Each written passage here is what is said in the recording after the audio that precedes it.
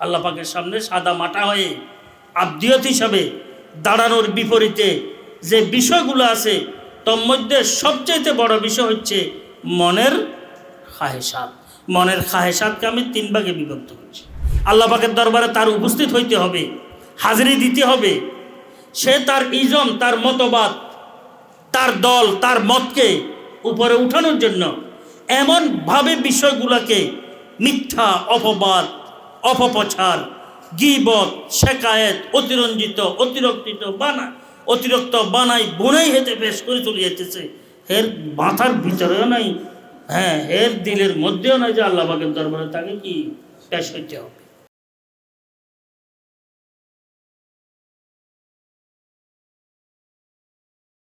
দিনই খেদমাতের জন্য নফসানিয়ত থেকে মুক্ত হওয়ার বিষয়টি অতীব জরুরি।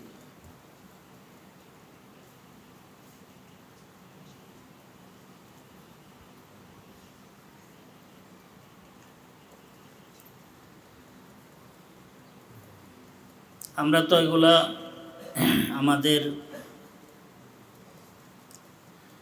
পড়াকালের সময় পুরা বুঝ ব্যবস্থা আমাদের, তখন বিষয়গুলা হিসাব করলে, তখনের বিষয়গুলো আর এখনের বিষয়গুলো হিসাব করলে লাগে যে আসমান জমিন হইয়া গেছে, জমিন আসমান হইয়া গেছে।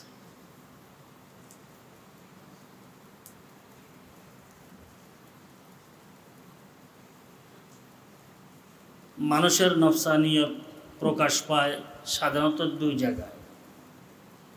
এমনি খুব ভালো বয়ান করার সময় সুন্দর ভাষা বয়ান করা যায়, নসিহত পেশ করার সময় ভালোভাবে নসিহত পেশ করা সম্ভব।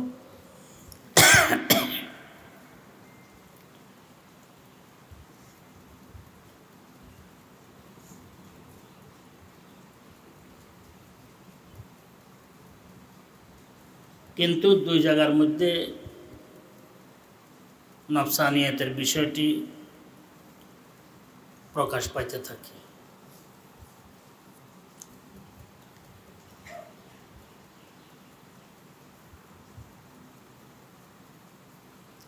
একটা হচ্ছে লোকালয়, যখন আমরা থাকি, কোনো একটি ইজতেমাই পরিবেশে যখন আমরা থাকি,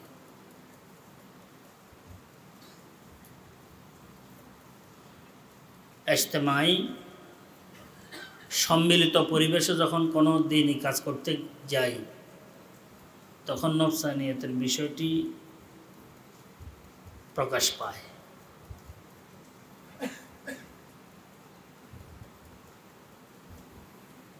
তখন জাহের গুনাহটি খুব,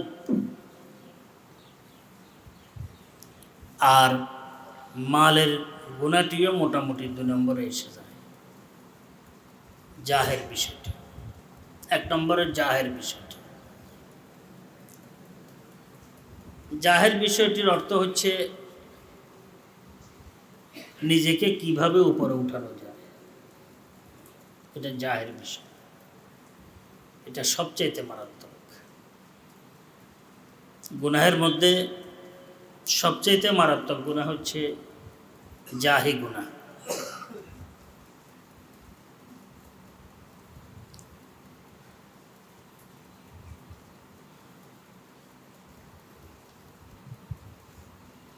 সৈয়দ তয়ফা হাজি আমদাদুল্লাহ মুহাজিরে মক্কি রহমতুল্লাহ আলাইহি,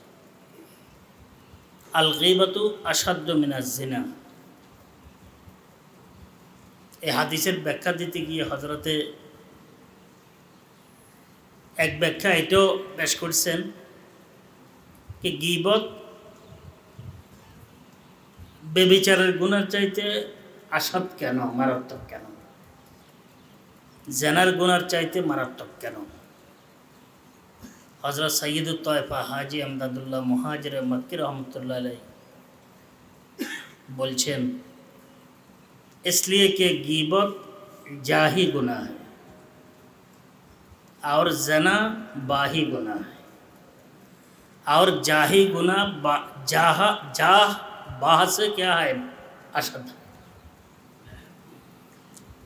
বলছেন গীবতের গুনাহ নিজের বড়ত্ব প্রকাশের গুনাহ আর জানার গুনাহ শাহওয়াত সংক্রান্ত গুনাহ পশু সংক্রান্ত গুনাহ পশুর মধ্যে এটা বেশি পাওয়া যায় আর বড়ত্ব প্রকাশ সেটা হচ্ছে কিবিরের গুনাহ আর কিবিরের গুনাহ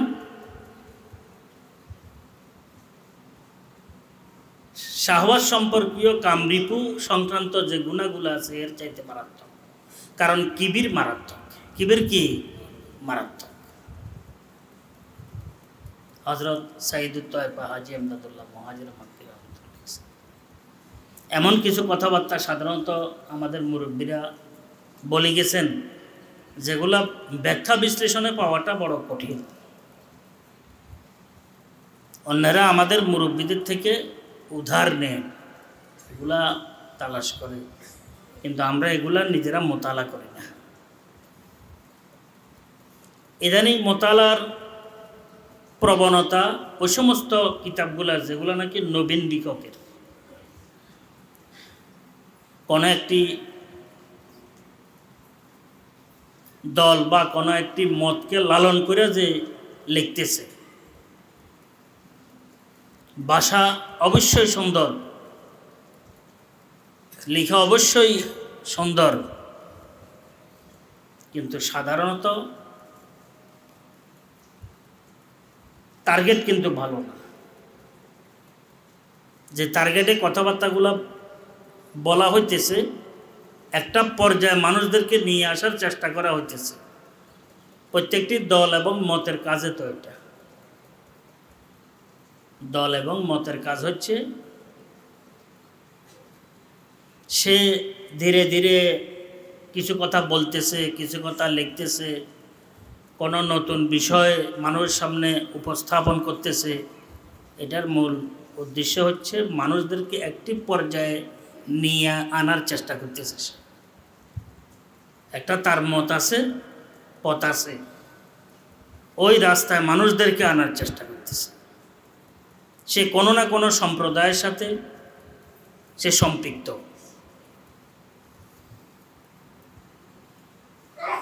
আমাদের আহলুস সুন্নাহ ওয়াল জামাতের যে সমস্ত ব্যক্তি মহোদয়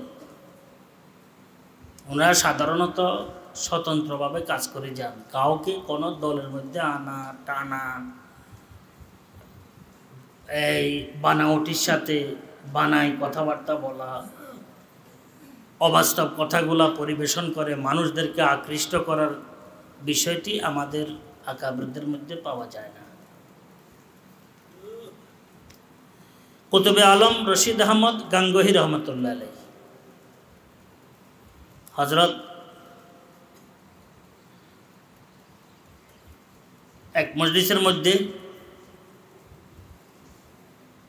ছিলেন সেখানে হযরতের এক মুরিদ বলতেছেন হুজুর আমি হযরতের কিছু বিষয় বেদাতের সামনে আমি প্রকাশ করি আর বহু সময় হযরত একটু বাড়াই চড়াই বলি মানুষের সামনে প্রকাশ করতে থাকি যেন মানুষ হযরতের প্রতি হকের প্রতি আকৃষ্ট হন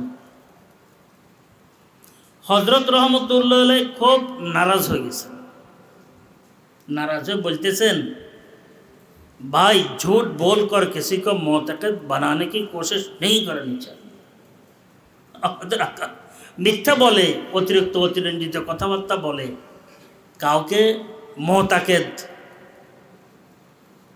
বানানোর প্রয়োজন নেই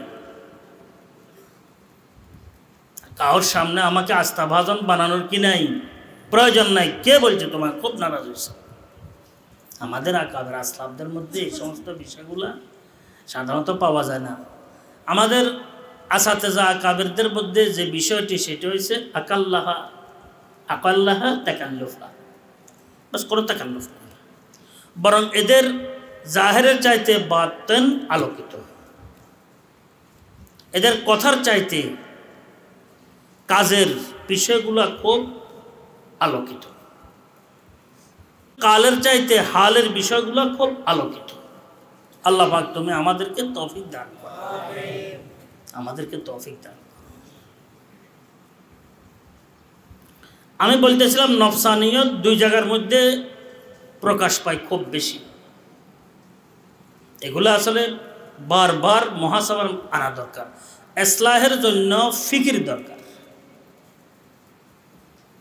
আর ফিকিরকে জাগ্রত রাখার জন্য লাগাতার মুজাহাদা দরকার, চেষ্টা দরকার, মুহাসাবা দরকার, দোয়া দরকার, হিম্মত দরকার। একজন মানুষ তার যখন চক্ষু থাকে তখন সে উঁচা নিচা সব কিছু দেখতে পায়, আর চক্ষু না থাকলে তার কাছে সব কিছু সমান লাগে, কিন্তু চলতে পারে না। কিন্তু কি, আর চোখ আছে তার কাছে উঁচা নিচা, শক্ত নরম, কাঁটা সাদা মাঠা সব বিষয়গুলো তার সামনে পরিষ্কার। চক্ষু আছে তো সব কিছু আছে। ইসলাহি ফিকির মানে চক্ষু আছে, তার চক্ষু আছে, তার সামনে সব কিছু পরিষ্কার হইতে থাকে। এবার হয়তো চলতে তার বেখেয়ালি হয়ে যায়, বা সে বহু সময় চলতে পারে না, বা চলে না, বা আমরা চলি না, এটা ভিন্ন হিসাব। কিন্তু ফিকির আছে মানে চক্ষু আছে, ধীরে ধীরে ধীরে ধীরে চক্ষু এটা খুলতে থাকে। ফিক্রে আবা সৎকে বকশা ইয়াদ রাহে, আল্লামা রুমি রহমতুল্লাহ বলছেন, ফিক্রে আবা সৎকে বকশা ইয়াদ রাহে। ফিকির ওটাকে বলা হয় যেটা রাস্তাকে সুগম করে, রাস্তাকে পরিষ্কার করে। রাহ আবা সৎকে বকশা ইয়াদ শাহে, রাস্তা ওইটা যেটা নাকি কোনো বাদশার গাড়ায় নিয়ে পৌঁছায়, বাদশার দরবারে পৌঁছায়, সেটা হচ্ছে রাস্তা, অর্থাৎ আল্লাহ পাকের দরবারে, সেটি হচ্ছে আসল রাস্তা। তো দুই জায়গার মধ্যে সাধারণত মানুষের নফসানিয়তের খুব ভিড় হয়। এক জায়গায় যখন ইজতেমাই কাজের সম্মিলিতভাবে কাজ করার পরিবেশ ক্ষেত্রের মধ্যে আমরা থাকি, আমাদের ইসলামের বিভিন্ন কাজকর্মগুলো আছে ইজতেমাই, তারপরে মাদারিসগুলো আছে, মাকাতেবগুলো আছে, যেগুলো আছে, এগুলোর মধ্যে নফসানিয়তের বিষয়টি প্রকাশ পাওয়ার বিষয়টি খুব জোরালোভাবে দেখা যায়। নফসানিয়তকে চেপে রাখা বড় কঠিন হয়ে যায়। নিজেকে ছোট রাখা, নিজেকে কি রাখা ভাই, চেপে রাখা, গুমনাম হিসাবে রাখা, এটা কঠিন বিষয়। যে আমি আপনাদেরকে যে বলছিলাম, আসলে আমাদের আসাতেজা কেরাম যিনারা ছিলেন, ওনারা কত বেনফস ছিলেন। আমি গত সপ্তাহে কিছু আলোচনা করছিলাম যে আসলে কিতাবপত্রের ব্যাপারে কোনো রকমের চাওয়ার কোনো হেডেক ছিল না।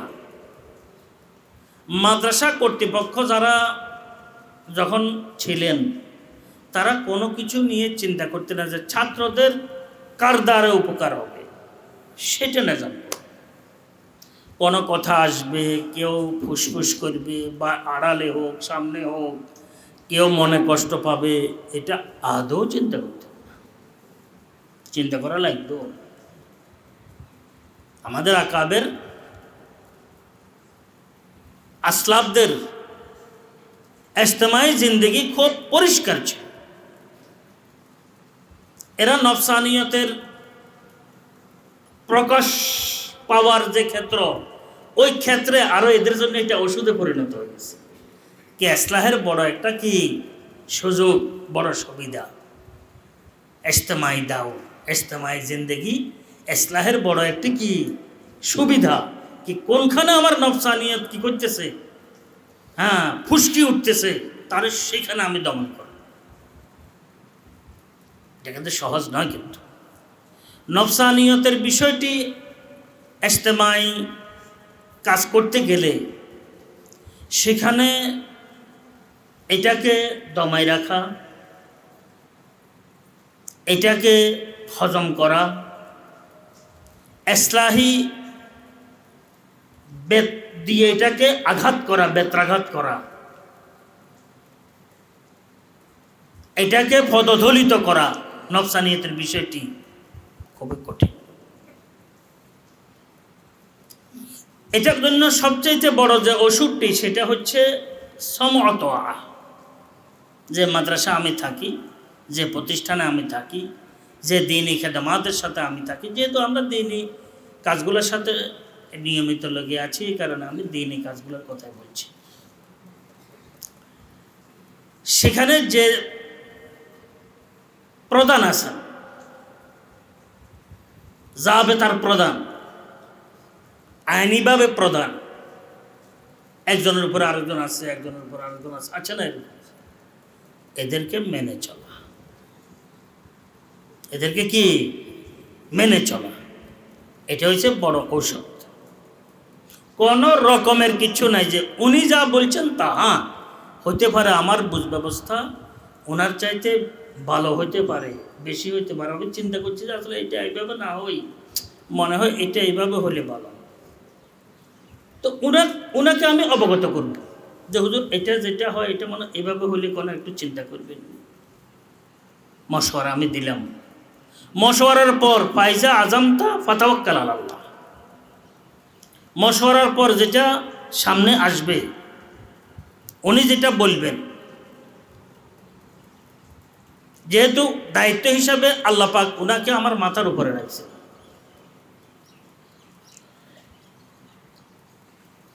আল্লাহ পাকের সাথে ওনার বিষয়টি আমার থেকে ভিন্ন। উনি যেটা বুঝবেন বা উনি যেটা সিদ্ধান্ত দিবেন সেটা আমাকে মেনে নেওয়া অতীব জরুরি। হ্যাঁ আমি বলবো, কিন্তু বলার পর আমারটা মানতে হবে এমন কিছু নেই,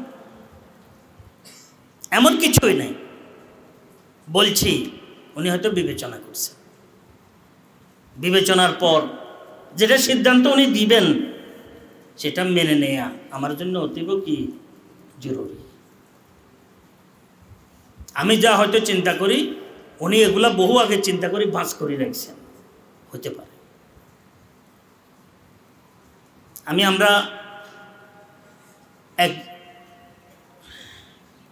উত্তর হেফজ বিভাগে, নুরানি বিভাগে কিছু কাজ করাইছি, তামিরাতের ওয়াশরুম এগুলার কিছু কাজ করাইছি। তো এক ওস্তাদ আমাকে, আমি যেখানে বসি দেখতেছি কাজগুলা কীরকম হইলো, তো এক ওস্তাদ আমাকে বললেন হুজুর এটা না হই এটা হইলে ভালো ছিল না। তাই বললাম যে এটা যদি এভাবে হয় এখান দিয়ে অসুবিধা হয়ে যায়। হ্যাঁ ঠিক আছে, এখান দিয়ে অসুবিধা, এটা এখান দিয়ে না হয় ওখান দিয়ে এলে ভালো ছিল না। তা আমি বললাম যে যদি ওখান দিয়ে হয় তো এ অসুবিধা, এখান দিয়ে হলে এই সুবিধা। আচ্ছা আচ্ছা ঠিক আছে। আরও একটা বলছে, এটারও উত্তর আমি দিলাম। দেখতে আরও কিছু সে চিন্তা করতেছে বলার জন্য, তাকে বললাম যে তুমি 1, 2 আরও 10 নম্বর পর্যন্ত তুমি গুনে রাখো, 10 নম্বর বাদ দিয়ে 11 নম্বর হয়তো আমাকে বলতে থাকো। এগুলো আমি সব চিন্তা করে রাখছি, যে ফিকির করে চলে না, তাকে তার মাথার মধ্যে হয়তো কি বহু কিছু থাকে না, যার মধ্যে আল্লাহ পাকের ফজল করমে ফিকির আছে, তার মাথার মধ্যে বহু কিছু থাকে। এটা আল্লাহ পাকের এহসান।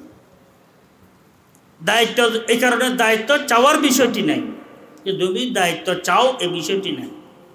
কারণ দায়িত্ব যদি চাও উকিলতা ইলাইহা, হাদিসের মধ্যে আছে উকিলতা ইলাইহা, দায়িত্ব চাইছ, চেয়ে নিয়েছ, তো সেটা তোমার উপর সুবদ্ধ। এবারে এর ভালো মন্দ, গোছানি, বেড়ানি সব কিছু তোমার হাতে থাকবে। আল্লাহ পাকের কোনো সাহায্য তোমার সাথে কি থাকবে না। আর যদি দায়িত্ব তুমি চাও নাই, আল্লাহ পাক তোমাকে দায়িত্ব দিয়েছেন, কোনো পেরেশানি করিও না, একটু নিজেকে সংযমিত রাখো। আল্লাহ পাকের সাথে যে সম্পর্কটি আছে এটাকে স্বচ্ছ পরিষ্কার রাখার চেষ্টা করো। ওয়াইনতা আলাইয়া, কিরে ওয়াইনতা আলাইয়া, তুমি সাহায্য প্রাপ্ত হবে আল্লাহ পাকের পক্ষ থেকে। আমাদের আসাদজা যিনারা ছিলেন ওনারা দায়িত্ব কোনো কিছু চেয়ে নেন নাই। আরও দেখে যে কি বহু কিছুর থেকে আমি ভালো বুঝি, বেশি বুঝি, কিন্তু চাওয়ার বিষয়টি নয়। চাওয়ার বিষয়টি হইলে তো আমার উপরে ছেড়ে দেয়া হবে, আল্লাহ পাকের সাহায্য থাকবে না। এবারে ভবিষ্যৎ কি হয়, সামনে কি হয়, ইহকালে কতটুকু আমি অগ্রসর হতে পারি, পরকালে আমার কি অবস্থা হয়, সেটা তো আল্লাহ পাকের এলেমের মধ্যে আছে, আমার তো জানা নেই। আর আমি চাইলাম না, আমার উপরে দায়িত্ব দেয়া হলো, তো আমি আল্লাহ পাকের সম্পর্কটাকে আমি জীবিত রাখার চেষ্টা করব। আল্লাহ পাক আমাকে এমন সাহায্য করবেন যেটা কল্পনার বাইরে, কল্পনার বাইরে। আর দায়িত্ব আমার মাথার উপর আসলো না, শুকর আদায় করা দরকার। আলহামদুলিল্লাহ, বহু বেজাল থেকে আল্লাহ পাক আমাকে কি হেফাজত করছে। দায়িত্বের বিষয়টি খুব ঝামেলার বিষয়, দায়িত্বের বিষয়টি খুবই ঝামেলার বিষয়। আল্লাহ পাক হেফাজত করছেন, আমাকে শুকর আদায় করা দরকার। এটাও আমাদের আকাবের আসলাফদের যদি ঘটনাগুলো আমি বলতে থাকি তো আরেকটি ফেরেস তৈরি হয়ে যাবে। আসাদজার বিষয়টি, আকাবের আসলাফ তো আরও ঊর্ধ্বে। আমাদের আসাদজা একরাম যিনাদের কাছে আমি পড়ছি, যিনাদেরকে একেবারে নিকটের থেকে আমি দেখছি, ওনাদের দায়িত্ব গ্রহণ করেন নেই, দায়িত্ব বিমুখ ছিলেন। বাস আমি পারবো না, অমুকে পারবে, অত উনি উনার ছাত্রের ছাত্র, দায়িত্ব ওনাকে দিয়ে দিয়েছেন। কোনো পেরেশান, নিজে খুব স্বাচ্ছন্দ্যভাবে আছে, আনন্দের সাথে আছে যে আল্লাহ পাক আমাকে হেফাজত করছে। দায়িত্বের বিষয়টি কি আদৌ কি এত কি আগ্রহের বিষয়? এটা তো খুবই নাজুক বিষয়, খুবই নাজুক বিষয়। তো আমি আপনাদের খেদমতে অনুরোধ করতেছিলাম যে আসলে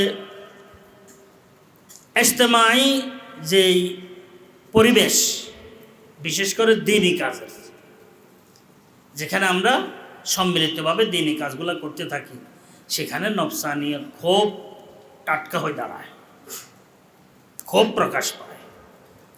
এমন কথা বলের একটা এমনভাবে বলবে সব ছত্রভঙ্গ করবে, মানে বলের খুব এখলাসের সাথে, আদবের সাথে, এহতেরামের সাথে, মাঝখান দিয়ে এমন একটি বলবে সবগুলো শেষ। এও চিন্তা করতে পারে না যে এটার পরিণাম কী হবে, এমনও হয়ে থাকে। খুব ভূমিকা সাজাই, এটা এখানে যত বড় এলেমওয়ালা হয়, যত বড় কথক হয়, পণ্ডিত হয়, তত বেশি ঘুরে ঘাড়াই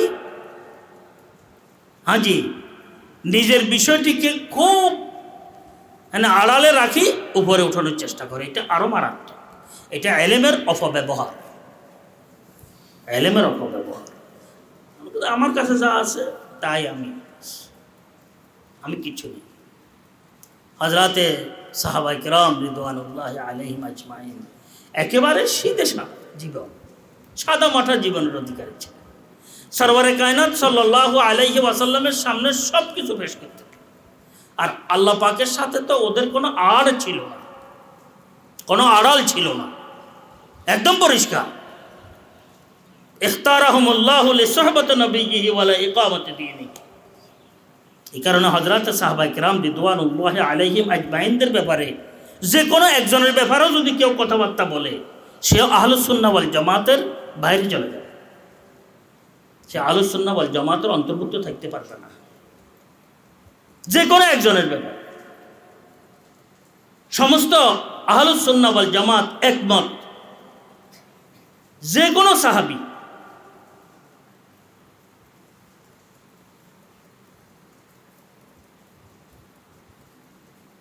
কুল্লুহুম উদুল। উদুল মানে কি জানেন? মানে এদের মধ্যে নফসানিয়ত কি নাই? নফসানিয়ত। এরা নফসানিয়তের তাড়া, এরা তাড়িত নন, তাড়িত হন নাই। এরা নফসানিয়তের টানে এরা কি হন নাই? বাঁকা হন নাই। এরা একদম নফসানিয়ত ওদের কাছে ছিল না। এই কারণে বলা হয় as-সাহাবাতু কুল্লুহুম মাহফুজুন। হযরতে সাহাবায়ে কেরাম সবাই আল্লাহ পাকের পক্ষ থেকে কি মাহফুজ, মাগফুর। মাহফুজুন মাগফুরুন। মাগফুর, মাগফুর মানে কি? আল্লাহ পাক ক্ষমা করে দিয়েছেন। হাদিস শরীফের মধ্যে এক রাওয়ায়াতের মধ্যে ভাবা যায় ইমালু মা শিতুম কাদ গাফারাল্লাহু লাকুম। বদরি সাহাবাদের ব্যাপারে মনে হয় এটা বলা হয়েছে ইমালু মা শিতুম কাদ গাফারাল্লাহু লাকুম। মানে এটা একটা এমন একটি পরিভাষা, যা ইচ্ছা তাই করো, আল্লাহ তোমাদেরকে ক্ষমা করে দিয়েছেন। আল্লাহ পাকের কুদরত। আল্লাহ পাকে পছন্দ করলে আর এখানে নাক গলানোর কি কাম? রাদিয়াল্লাহু আনহুম ওয়া রাদু আন। হ্যাঁ, তারা আল্লাহ তাদের উপরে রাজি, তারা আল্লাহ পাকের উপরে রাজি। কে করে কাজী? তুই মাঝখান থেকে কাউসাগিরি কেন করস? ফয়সালা কেন করস? হ্যাঁ জি, মিয়া রাজি, বিয়ার বিবি এনে কি বিবি রাজি, কে করে কাজ আছে না বাবা? স্বামী স্ত্রী এরা রাজি, কাজী কি করবে? আল্লাহ এবং আল্লাহর বান্দা একে অপরের উপর রাজি। আল্লাহ পাক ঘোষণা করছেন রাদিয়াল্লাহু আনহু, আল্লাহ তাদের উপর রাজি হয়ে গেছে। তাদের উপর কি হয়ে গেছে? রাজি হয়ে গেছে। মিয়া বিবি রাজি, কে করে কি? কি কাজী সাহেব আপনি কি করবেন? করার কিছু আছে? তা আমি এখানে ফাজিলামি করে লাভ কি? অমুক সাহাবী এটা করছেন, তমুক সাহাবী এটা করছেন, অমুকে এটা করছে, অমুক থেকে এটা পাওয়া গেছে, অমুক থেকে এটা পাওয়া গেছে। তোর এই হাজিরামি করে বললে করছে কোন? আল্লাহ তা কোরআনের মধ্যে বলছেন আল্লাহ তাদের উপরে কি? শুধু আল্লাহ তাদের উপর না, তাদের তরিকার উপরে যারা চলে তাদের উপরে আল্লাহ আছে। কি করবি তুই? তুই করার কি আছে? তুই সেখানে কি চিন্তা করস? কোরআনের মতো আসমানি কিতাবে আল্লাহ পাক ঘোষণা দিচ্ছেন যে তারিখ ইতিহাসের মূলা নিয়ে সেখানে তোলার কি কাম? ইতিহাস আর তারিখ তো পুরোটাই শিয়ার হাতে ছিল, যারা সাহাবায়ে কেরাম বিদ্বেষী, খোলাফা রাশিদিন বিদ্বেষী। শিয়াদের আকীদা হচ্ছে সব সাহাবী মুনাফিক, না সাহাবা মুনাফিক, নাউযুবিল্লাহি মিন যালিক, ইল্লা তিনজন নেই, বুঝছেন না? তিনজন ছাড়া সবাই কি নাউযুবিল্লাহি মিন যালিক কি মুনাফিক। সবচেয়ে বেশি সমালোচনাকারী হযরতে খোলাফা রাশিদিনদের, হযরতে সাহাবায়ে কেরামদের শিয়া সম্প্রদায়, যারা কট্টরপন্থী। কারা? আমরা তো এগুলা আল্লাহুম্মা হাফিজনা মিন শুরুরি আনফুসিনা ওয়া সাইয়্যাতি আমালিনা আল্লাহুম্মা হাফিজনা আল্লাহুম্মা হাফিজনা। আমরা এগুলা অন্যের বই পুস্তক মোতালা করে। এই কারণে বলা হয় যে অন্যের বই পুস্তক মোতালা করিও না। হ্যাঁ, মন্ত্র ছাড়া, মন্ত্র জানা ছাড়া বিষাক্ত সাপ ধরতে গিয়ে যাইও না, দংশিত হবে। কি হবে? हाँ, मंत्र तो नहीं सीखा, सांप पकड़ लिया। मंत्र तो सीखो नहीं, सांपेर धरार चेष्टा करते धरतेছ, तो কি অবস্থা হবে? তো এই কারণে আমি আপনাদের খেদমতে অনুরোধ করতেছিলাম যে ইজতেমাই জিন্দেগি যেটা আছে এটার মধ্যে নফসানিয়ত খুব সাইপায়। আমি উঠি, আমি উপরে উঠি, কথাবার্তার ভিতর দিই আমি উপরে উঠি, কাজকর্মের বিপদ দিই আমি উপরে উঠি, পাণ্ডিত্যের মাধ্যমে আমি উপরে উঠি, কিতাবপত্র চাওয়ার মাধ্যমে আমি উপরে উঠি, কথা বলে নিজের নামের মাধ্যমে, শোহরতের মাধ্যমে, জি এগুলা থাকে।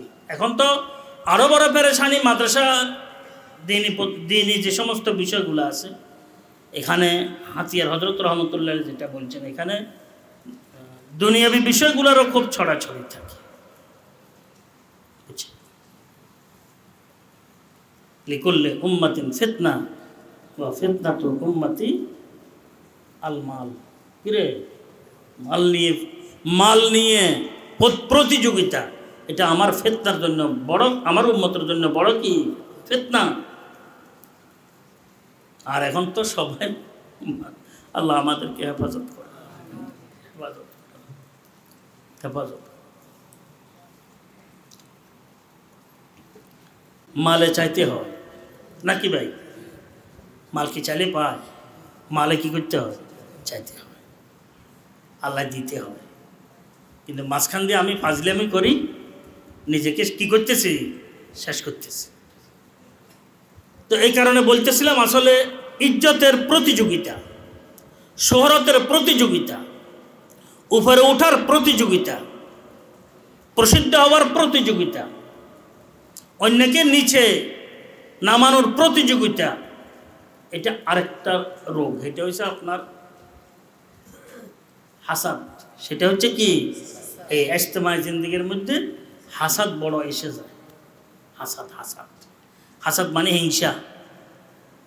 হিংসা বড় ধরনের কি গায়েল করে ইজতেমাই জিন্দেগির মধ্যে, হিংসা নষ্ট করে দিই। এই চিন্তা করে অমুক কেন উপরে উঠতেছে। এ সামাজিক জীবনও তো আমাদের ইজতেমাই, মহল্লায় জীবনও আমাদের ইজতেমাই ছিল, কোন দল মত সেটাও ইজতেমাই জীবন, মাদ্রাসা মসজিদ মক্তব সেটাও কি ইজতেমাই জীবন। সেখানে হিংসায় বড় কাজ করে, যে অমুক কেন উপরে উঠল, অমুককে কিভাবে নামাবো আমি নিচে। আল্লাহ আমাদেরকে হেফাজত করেন। কোনো থিওরি নাই ইসলামের, তো নাই, নন ইসলামেরও কোনো থিওরি নাই, এমন ষড়যন্ত্র করে। বুঝেন নাই কথা? ইসলাম ছাড়া অন্য ধর্মের মধ্যে এমন কোনো থিওরি নেই। আমি যেগুলো গ্রহণ করে অন্যকে নিচে নামানোর চেষ্টা করতেছি, আর আমি উপরে উঠার চেষ্টা করতেছি। আমরা উপরে উঠার চেষ্টা করতেছি, অন্যদেরকে নিচে নামানোর চেষ্টা করতেছি। ইসলাম ধর্মে তো কোনো নিয়ম নাই, থিওরি নাই, অন্য ধর্মের মধ্যেও নাই। আমি ওই সমস্ত বিষয়গুলো, আমরা ওই সমস্ত বিষয়গুলো গ্রহণ করে কি আমরা উপরে নিজেদেরকে উঠানোর চেষ্টা করতেছি। কথা বুঝছেন তো? আল্লাহ আমাদেরকে হেফাজত করেন। জি, উম্মতের বড় খেদমত করব আমরা, হ্যাঁ, দ্বীনের বড় খেদমত করব, ইসলামের বড় খেদমত করব। এটা হয় না, এটা হয় না। হিংসার বিষয়টিও মারাত্মক এখানে এসে দাঁড়ায়। একটা হচ্ছে আপনার নিজেকে অহংকারের বিষয়টি, অহংকারও যত শাখা প্রশাখা আছে, প্রসিদ্ধ করা, তারপরে উপরে ওঠার চেষ্টা করা, অন্যকে নিচে নামানোর চেষ্টা করা, এগুলো সব অহংকারের শাখা প্রশাখা। অহংকারের কি শাখা প্রশাখা। এগুলো কোনো ব্যক্তি যদি একটু চিন্তা করে যে আমার এই রোগগুলো আমার দেখা দিতেছে, তো এগুলো তো চিকিৎসা আমার অবশ্যই দরকার। হে যদি আল্লাহ পাকের দরবারে দোয়া করতে থাকে, ও ভাই নিজের আখিরাতের ফিকির, এটা হচ্ছে সবচেয়ে গুরুত্বপূর্ণ বিষয়। হাকিমুল উম্মাহ শাহ আশরাফ আলী থানভী রহমাতুল্লাহ লিখছেন, ফিক্রে আখিরাত আসায়ে মুসবি হয়। ফিক্রে আখিরাত আসায়ে মুসবি হয়। আখিরাতের ফিকির হযরত মুসা আলাইহিস সালামের লাঠির ন্যায়। অন্য সমস্ত আফকারকে, সমস্ত ফিকিরকে এক লোকমা খেয়ে ফেলে। যদি ফিক্রে আখিরাত এসে যায় যে আমি আল্লাহ পাকের দরবারে আমার কি কি হবে, যখন দাঁড়াবো, দাঁড়াইতে হবে না হবে না? আল্লাহ পাকের দরবারে স্বচ্ছ সাদা হিসাবে যদি আমি না দাঁড়াই, তো আমার কি অবস্থা হবে? তওবা ইস্তেগফার করতে হবে, এখন হইতে কান্নাকাটি করতে হবে, চেষ্টা করতে হবে যে আমার দ্বারায় কোনো কোনো কিচ্ছু আল্লাহ পাকের রেজামন্দির বিপরীত হচ্ছে কিনা, ফিক্রে আখিরাতের বিপরীতে কোনো কিছু হচ্ছে কিনা, এটা একদম সর্ব অবস্থায় মাথার মধ্যে বদ্ধমূল থাকবে। তসবিহ হাতে, পাগড়ি মাথায়, তারপরে আমি একবারে আগের কাতারে ইমামের পিছনে, কিন্তু কোনো কিছু এগুলোর খেয়াল নাই। কাজে আসবে না তা নয়, বাধার শেষ থাকবে না। আল্লাহ পাকের দরবারে গিয়ে সেখান থেকে নাজাত পাবার বিষয়টি বহু বাধার সম্মুখীন।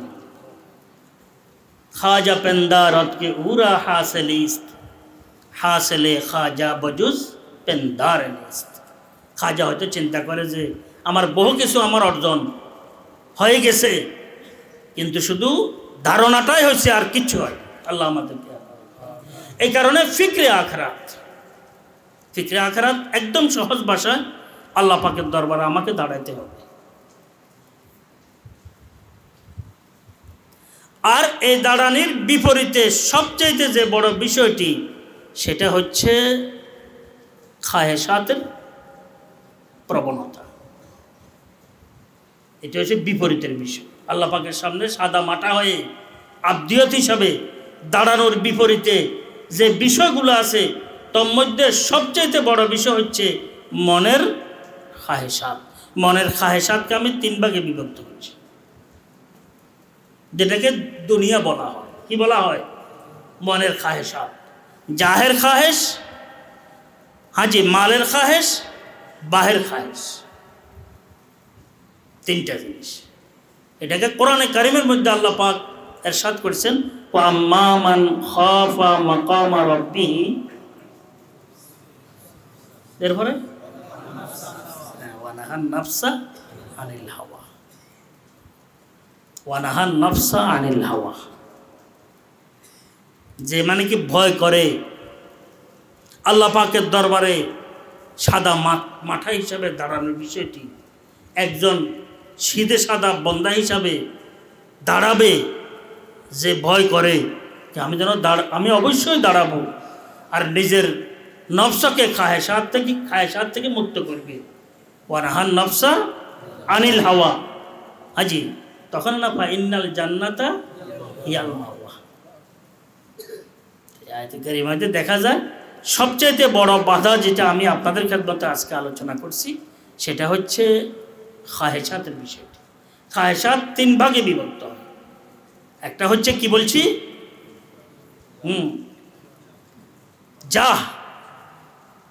যাহ মানে মর্তবা, বড়ত্বের প্রবণতা, বড় হবার প্রবণতা, যেটা অহংকার অর্থাৎ কিবির, তাকাব্বুর।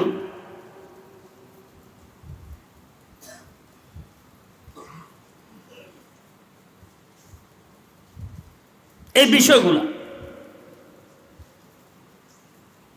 বিষয়গুলা থেকে নিজেকে করতে পারে। 2 নম্বর হচ্ছে মাল ও সম্পদের মহাব্বত। আমি চেষ্টা করব মাল ও সম্পদ অর্জন করার শরীয়তের ফর্মুলার ভিতর দিয়ে, ফর্মুলা আছে না শরীয়তে, কাওয়ানিনের ভিতর দিয়ে, কিন্তু মহাব্বত রাখব। মহাব্বত কার সাথে? আল্লাহর সাথে। আল্লাহুম্মা ইন্না নাসআলুকা হুব্বাক, আল্লাহুম্মা ইন্না ওয়া হুব্বা মা ইউহিব্বুক ওয়া হুব্বা আমালি ইউকাররিবু ইলা হুব্বিক। আল্লাহ পাকের মহব্বত যেন থাকে, আল্লাহ পাকের নেক বান্দাদের মহব্বত যেন থাকে, আল্লাহ পাকের নিকটে করে এমন আমলগুলোর মহব্বত যেন আমার মধ্যে থাকে। এই কারণে আমি আপনাদের খেদমতে অনুরোধ করতে চাই, আরেকটা হয়েছে বাহ মানে কামরিপু সংক্রান্ত আখলাকি ত্রুটি বিচ্যুতি যেগুলো হয় বর্তমানে, যেটা সাধারণত এই বিজাতিদের মধ্যে যেটা বেশি পাওয়া যায়। এখন আমরা মুসলমানেরাও কী হয়ে যেতেছি, ধাবমান, কোথায় যায় পৌঁছতেছি আল্লাহ পাক জানে। এটা থেকে নিজেকে বাঁচিয়ে রাখার 3টা বিষয়। এই বিষয়গুলো ইজতেমাই জিন্দেগির মধ্যে খুব ওই 1 নম্বরের বিষয়টি বেশি পাওয়া যায়, আর 2 নম্বরে হচ্ছে মাল আর কি সম্পদ, টাকা পয়সা, সম্পদ। এটা আরেকটি বিষয় হচ্ছে প্রকাশ পায় খালওয়াতের মধ্যে। কিসের মধ্যে? খালওয়াতের মধ্যে নিজেকে পরিষ্কার রাখাটা বড় কঠিন। বুঝলেন না কথাটি? একটা জলওয়াতের মধ্যে, আরেকটি কি খালওয়াতের মধ্যে। একটা জলওয়াতের মধ্যে, আরেকটি কিসের মধ্যে? খালওয়াতের মধ্যে। খালওয়াতের মধ্যে সাধারণত 1 নম্বরে কামবিপুর বিষয়টি এসে যায়, শাহওয়াত সম্পর্কের বিষয়। খারাপ বিষয়গুলো, যেগুলো হাইওয়ানিয়াত সংক্রান্ত বিষয়, এগুলো বেশি এসে যায় খলওয়াতের মধ্যে। এগুলো থেকে নিজেকে বাঁচায় রাখা বড় কি কঠিন। এটা চিন্তা করা, এটা ভাবা, বা এটা নিয়ে একটু করা, তারপরে এই কেউ না দেখে মতো কোনো কিছু চোখের ব্যবহার করা, কানের ব্যবহার, আসলে জি মুখের ব্যবহার, এই যে বিষয়গুলো আছে দেখতে খলওয়াতের মধ্যে, আসলে কিন্তু এই গুণের মধ্যে আছে। দুইটি সময় নিজেকে খুব পরিষ্কার রাখা দরকার, একটা জলওয়াতের মধ্যে আর একটা কি খালওয়াতের মধ্যে। জলওয়াতের মধ্যে মনের কুচাহিদাগুলা প্রকাশ পায়, যা আর মাল বেশি, মালের দাপট, মালের এটা, মালের এটা, মানে এটার মধ্যে আসে। আর খলওয়াতের মধ্যে আসে কি বাহ। তো দুটা বিষয় দুই সময়ের মধ্যে কিন্তু বেশি পাওয়া যায়, কিন্তু এসলা কঠিন। এসলা কি কঠিন। আল্লাহ সহজ করলে সহজ, না হয় সহজ নয়। মুফতি আজম মুফতি ফয়জুল্লাহ সাহেব রহমতুল্লাহ, উনি ওনার তাজরবা অভিজ্ঞতার আলোকে উনি বলছেন, তো এই জমানার মধ্যে বাবা ইজতেমাই কাজের দাওর নাই। দিনই খেদমতের কথা বলছেন, এই জমানার মধ্যে ইজতেমাই কাজের কি নাই, দাওর নাই। অর্থাৎ এখন এখন এখন ইজতেমাই কাজকে আমরা করব সম্মিলিতভাবে, কোনো কাজ এই সময় এখন আর কি নাই। এখন নফসা নফসি আসে গেছে। কি আসে গেছে? নফসা নিয়ত, মিথ্যা, অপবাদ, অতিরঞ্জিত কথাবার্তা বলে, অপপ্রচার, প্রচারণা, এগুলো হচ্ছে এখন বর্তমানে সবচাইতে কি ইজতেমাই জিন্দেগির অলংকার। বুঝলেন নাই কথা? হ্যাঁ, যত অপবাদ, যত রকমের মিথ্যা, যত রকমের গীবত, যত রকমের শেখায়েত, যত রকমের অতিরিক্ত অতিরঞ্জিত বিভিন্ন রকমের প্রচার প্রচারণা, হ্যাঁ অপপ্রচার, এগুলো হচ্ছে বর্তমান ইজতেমাই জিন্দেগির কি উপরে ওঠার অলংকার। কি হয়েছে চিন্তা করে, এটা মানে যারা করতে পারে বেশি, এরা এখন বর্তমান সমাজে কি আলোকিত ব্যক্তিত্ব। যত মিথ্যাকে সাজাই বলতে পারে, যত একটা অপবাদকে গোছাই বানাই, কত রকমের ভিডিও অপবাদের, যে বানাইছে সে জানে না যে আমি বানাইছি এটা। এখন সে আল্লাহ পাকের দরবারে সে দাঁড়াইতে হবে, এই বিশ্বাস কি আসলে তার তখন ছিল? পরে কতটুক আসে আল্লাহ পাক ছাড়া কেউ জানে, কিন্তু সাধারণত ফিরে আসে না। এই অবস্থার মধ্যে যদি আল্লাহ পাক তাকে নিয়ে যান হাজি, তো তার অবস্থা কি হবে? তার চিন্তাও নেই। আল্লাহ পাকের দরবারে তার উপস্থিত হইতে হবে, হাজিরি দিতে হবে। সে তার ইজম, তার মতবাদ, তার দল, তার মতকে উপরে উঠানোর জন্য এমনভাবে বিষয়গুলোকে মিথ্যা, অপবাদ, অপপ্রচার, গীবত, শেকায়েত, অতিরঞ্জিত, অতিরিক্ত বানাই বুনাই হেতে পেশ করে চলে যেতেছে। এর মাথার ভিতরেও নাই, হ্যাঁ এর দিলের মধ্যেও নাই যে আল্লাহ পাকের দরবারে তাকে কি পেশ হইতে হবে। যে অপরাধকে অপরাধ মনে করে না, সে সবচাইতে বড় অপরাধী আল্লাহর দরবারে। যে অপরাধকে অপরাধ কি করে না, গুনাহকে গুনাহ মনে করে না, সে সবচাইতে বড় গুনাহগার এবং অপরাধী কার দরবারে। আর তার তওবার তৌফিক হয় না। কি হয় না? তওবার তৌফিক যদি না হয়, তো শয়তান তাকে কি উড়িয়ে নিয়ে যাবে। সে শয়তানের কি ফুটবল আছে না, শয়তানে এক লাথি এদিকে মারে আর এক লাথি এদিকে মারে, আর তারে দি গোল করায়, তারে দি কি গোল। আল্লাহ আমাদেরকে হেফাজত। তা একটু এসে মুফতি আজম রহমতুল্লাহ আলাইহি বারবার বলতেন, কবা এখন আর ইজতেমাই কাজের জমানা নাই। কে বলতেন? মুফতি আজম। আমি তো আরেক কথা বলতাম, ভয়ও লাগতেছে আমার কাছে। হযরত মুফতি আজম মুফতি ফয়জুল্লাহ সাহেব রহমতুল্লাহ আলাইকে মাদ্রাসার ঘর নির্মাণের জন্য, ঘর বানানোর জন্য, জায়গাগুলো তো হজরতের সব, বাড়িওয়ালারও কিছু আছে, তো বহুজনে ঘর নির্মাণের জন্য বহু কথাবার্তা বলছে। অবা খেয়াল করিও যারা মাদ্রাসার সাথে জড়িত আমরা, বুঝছেন যে হুজুর মাদ্রাসা ছাত্রদের কষ্ট হর এখন ঘর বানান। আমরা যেই কংক্রিট পাঠাইছে ঘর নির্মাণের জন্য, ইট কংক্রিট, ওগুলোর উপরে বসে বসে আমরা পড়ছি, হজরতে অনুমতি দেয় নাই। হজরতে একদিন নাকি 1 ঘন্টা কাঁদছে, নিজে নিজে কাঁদছে 1 ঘন্টা কান্দি এই কথাটি বলছেন, অবা এই খেয়ানত খানা কনে বানাইব? খেয়ানত খানা বুঝছেন না? এই মাদ্রাসা খেয়ানত খানা, মানে মাদ্রাসাগুলোর মধ্যে খেয়ানতের কেন্দ্র। উর্দুখানা আছে যেখানে উর্দু পড়ায়, হেফজখানা আছে যেখানে কোরআন হেফজ করায়, আছে না জি? ফার্সি খানা আছে যেখানে ফার্সি পড়ে, আছে না জি? পেশাবখানা আছে যেখানে কি করে পেশাব করে, পায়খানা আছে যেখানে পায়খানা করে, খেয়ানত খানা আছে যেখানে খেয়ানত করে, খেয়ানতে হয়, আর কিছু হয় না। তা আমি এখন উর্দুখানা ফার্সিখানা এগুলো বলার জন্য নিষেধ করি। এগুলো উর্দু বিভাগ, ফার্সি বিভাগ, সরব বিভাগ, বুঝেন না কথা?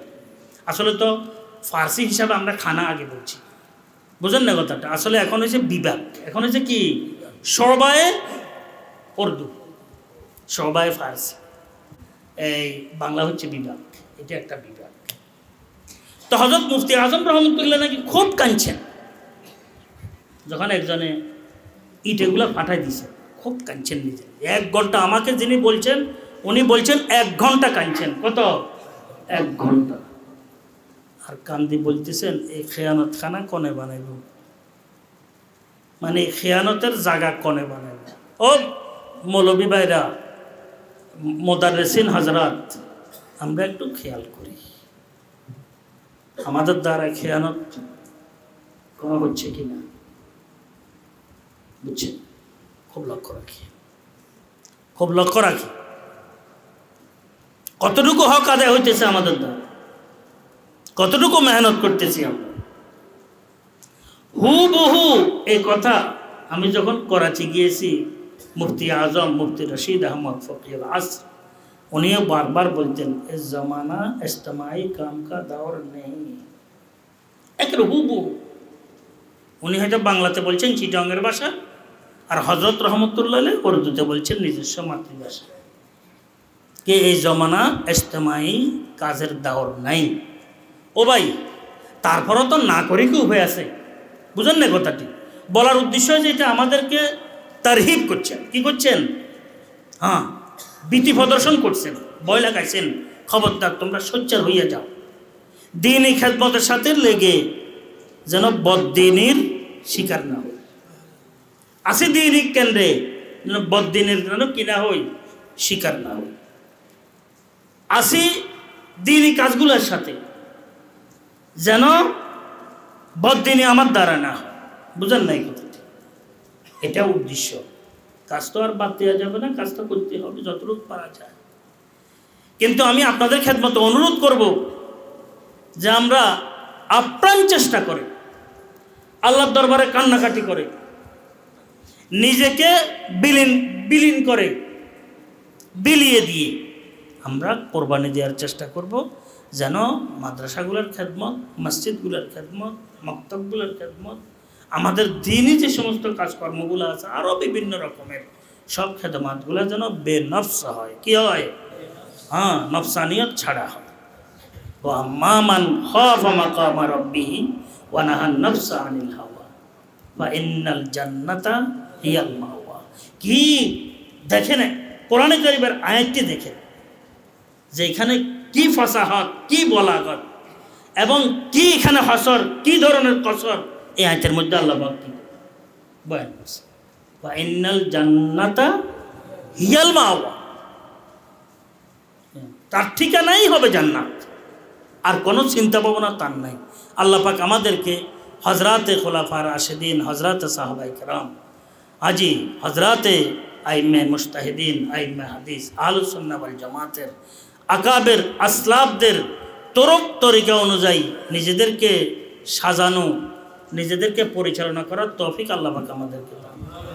তো একটি বলছিলাম নফসানিয়ত প্রকাশ পায় কোথায়?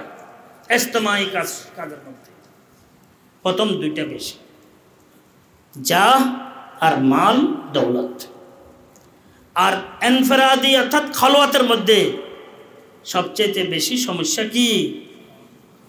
বাহের বিষয়টি পাওয়া যায় খালওয়াতের মধ্যে। সতর্ক থাকবো, আল্লাহর দরবারে দোয়া করব, আল্লাহ পাকের দরবারে আমাকে দাঁড়াইতে হবে। এই বিষয়টি অন্তরে রাখাটা, এই মুখ আল্লাহকে দেখাইতে হবে, না হবে না? এই বিষয়টি মাথার মধ্যে রাখাটা, এটা হচ্ছে ফিকরে আখিরাত। হাকিমুল উম্মাহ শাহ আশরাফ আলী থানভী রহমাতুল্লাহ লিখছেন, ফিকরে আখিরাত আসায়ে মুসাবি হয়। क्या আখিরাতের ফিকির হযরত মুসা আলাইহিস সালামের লাঠির মতো। লাঠি যেরকম সব কৃত্রিম সর্পগুলোকে এক লোকমায় খেয়ে ফেলছে, দুনিয়ার যত আফকার ফিকির, যত নফসানিয়ত কৃত্রিম, এগুলা আসলি নয়, এগুলো আমার পক্ষ থেকে, এগুলাকে ফিকরে আখিরাত এক লোকমায় খাই, আল্লাহর বান্দা তাকে বানাই দেয়। আল্লাহ পাক সবাইকে ফিকরে আখিরাত নিয়ে চলার তৌফিক। তো দেখবেন আপনার ইবাদত, আপনার তেলাওয়াত জাহেরান বাতিনান যদিও সাধারণ হয়, ফিকরে আখিরাতের কারণে আপনি সবসময় আল্লাহ পাকের দরবারে কি অবস্থানরত, কি আল্লাহ পাকের দরবারে আপনি হাজির।